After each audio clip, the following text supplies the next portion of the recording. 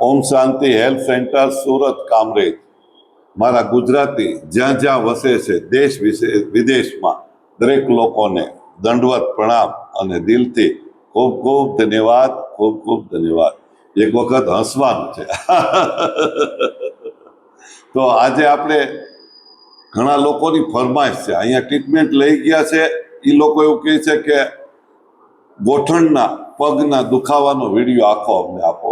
આની પહેલાં પણ બનાવ્યો હતો, પણ વિશેષ આજે નવું અપડેટ માર્યું છે. ઘણા બધા આમાં આઈડિયા અને ટેકનિક બતાવી છે, અને ઘણા નથી આવી શકતા અને આવવું છે, નથી આવવું અને આવી ચૂક્યા છે.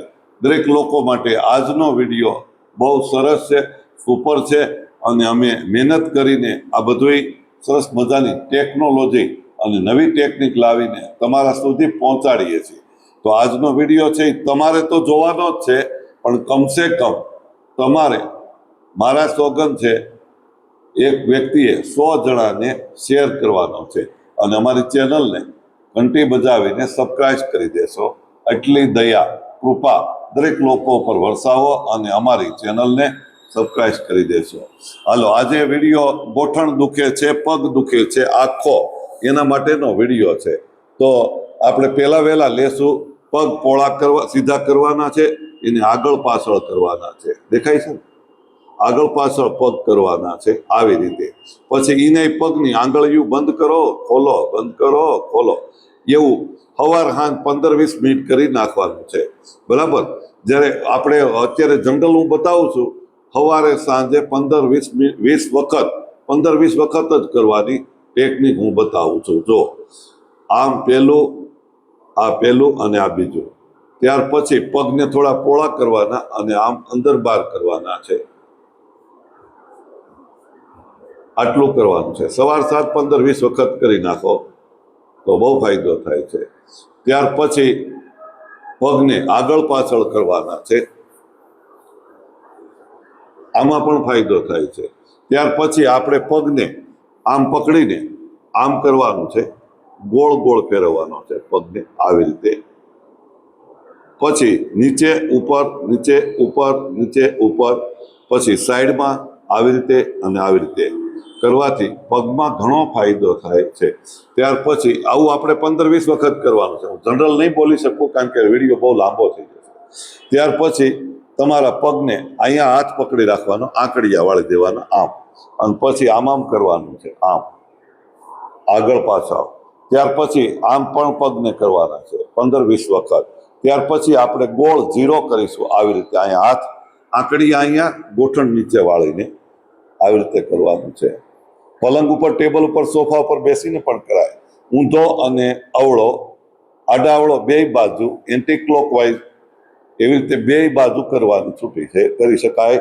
આટલું કરવાથી ફાયદો અવશ્ય થાય છે. ત્યાર પછી અહીંયા પંજો પકડીને આમ આમ કરવાથી આખા પગનો દુખાવો ફટાફટ બંધ થઈ શકે છે. આટલું કરવાથી. ચલો હવે બીજું, આપણે પલંગ ઉપર, ટેબલ ઉપર, ખુરશી ઉપર, સોફા ઉપર બેસીને એક સરસ મજાની કસરત કરવાની છે.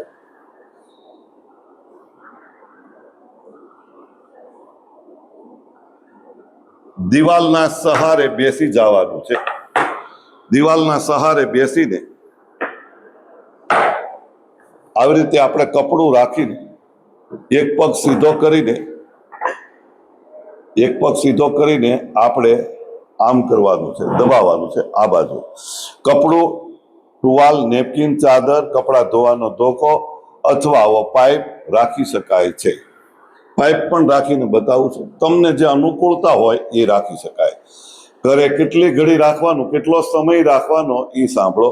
2 મિનિટ, 3 મિનિટ, 5 મિનિટ, તમારાથી જેટલું અનુકૂળ હોય, તમારાથી જેટલી કેપેસિટી હોય સહન કરવાની એટલું અવશ્ય રાખો. ફાયદો અવશ્ય થવાનો છે. ચલો, ત્યાર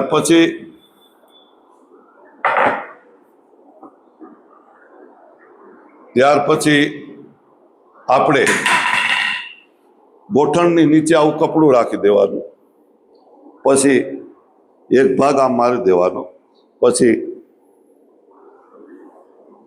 ફૂલ બાંધી દેવાનું. એક પટ્ટો અહીંથી બાંધવાનો, એક આંટો, અને એક આંટો અહીંથી બાંધવાનો. પછી અહીંયા ફૂલ ગાંઠ મારી દેવાની, અંદર હાથ કે આંગળી ન જાય એટલું બધું ફૂલ ટાઈટ કરી દેવાનું.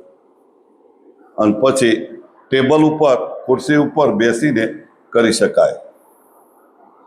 ઘણા બહેનોનો અથવા ભાઈઓનો એક પ્રશ્ન હોય છે, અમારા ઘરે આટલું ટેબલ ઊંચું નથી હોતું તો શું કરવું? તો ખુરશી નીચી હોય છે, તો નીચી ખુરશી હોય તો આપણો પગ હલાવવામાં બહુ તકલીફ પડે છે.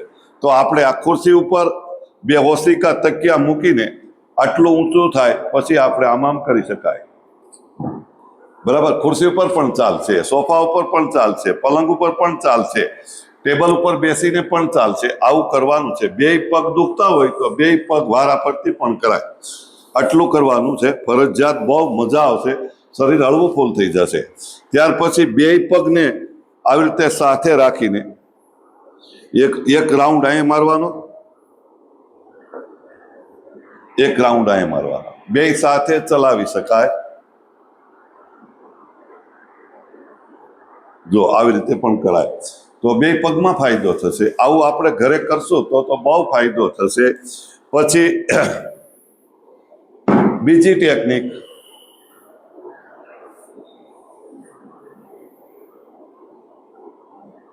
અહીંયા આપણે એક કપડાનો ટુકડો બાંધી દેવાનો પગની પાસે નીચે.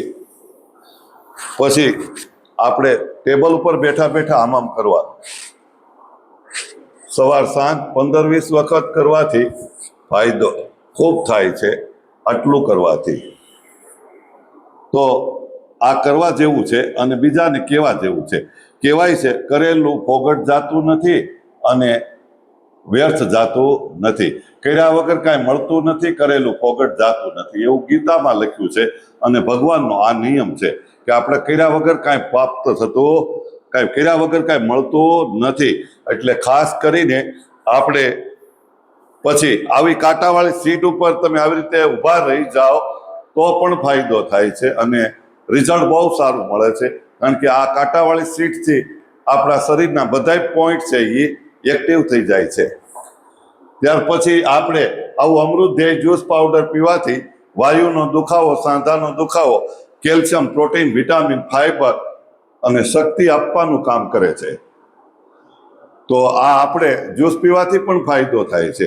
તો ગોઠણનો આપણે તમને કાંઈ ગમ્યું હોય તો આ ગોઠણનો વિડીયામાં તમારે કોમેન્ટ કરવાની છે. આમાં તમને શું સુધાર કરવો છે, તમને શું ગમ્યું છે કે નથી ગમ્યું, એવો કાંઈ પણ તમારે અમને મેસેજમાં કોમેન્ટમાં કરવાનું છે મેસેજ, અને અમને આશીર્વાદ દેવાના છે. તો આટલો આ વિડીયો તમારા સુધી પહોંચાડીએ છીએ. તમે દરેક લોકો સુધી પહોંચાડો, દરેક લોકોને ફાયદો થાય. મોટા બેન, દાદા, દાદી, બેન, કોઈ પણ સગાવાલા હોય એને આ પહોંચાડવાનો છે. ખૂબ ખૂબ ધન્યવાદ, ખૂબ ખૂબ ધન્યવાદ, ખૂબ ખૂબ ધન્યવાદ.